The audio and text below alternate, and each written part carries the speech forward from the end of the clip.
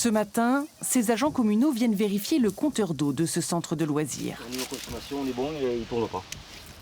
Ok, d'accord. Aujourd'hui, tout va bien, mais début juillet, une importante fuite s'est déclarée. Ce compteur connecté a détecté une anomalie, une consommation de 25 mètres cubes par heure. Et c'est grâce à un service d'alerte par mail souscrit par la ville auprès de Suez, leur fournisseur, que ces agents s'en sont aperçus. On peut être efficace sur l'intervention, on peut être là sur 24-48 heures maximum, régler ce problème de fuite. Autrement, ça pourrait durer une semaine, des fois voire plus. Surtout que là, c'est sous la chape et le vide sanitaire du local, donc on pourrait ne pas le voir. Ne pas gaspiller l'eau, un objectif que poursuit la commune aussi dans l'aménagement de ses espaces verts. Elle a fait des jardins secs et n'arrose pas non plus ses pelouses.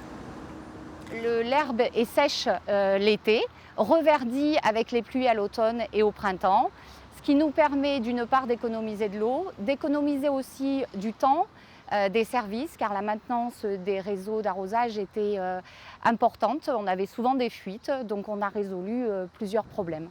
Pour mettre en place toutes ces mesures, Portirenne s'est fait accompagner par le syndicat mixte d'études et de travaux de l'Astien, du nom de la nappe phréatique sur laquelle se trouvent 28 communes.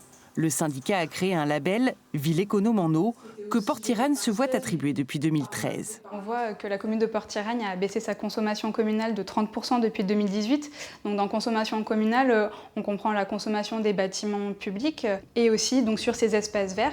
Donc en ça, on peut dire que la commune de Portirenne est une commune exemplaire. Ces économies d'eau sont primordiales, car la nappe phréatique est en déficit chronique surtout l'été, quand la population de Portiragne passe de 3 000 à 30 000. On est une commune, comme on dit, orpheline, c'est-à-dire qu'on n'a que cette ressource en eau. Et si cette ressource en eau venait à souffrir du fait d'une trop grosse consommation, se voit polluée, etc., ça serait une situation catastrophique pour les populations. Donc il faut qu'elle soit au courant.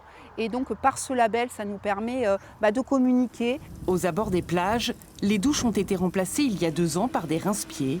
Ainsi, les touristes contribuent aussi à préserver la ressource en eau, si précieuse.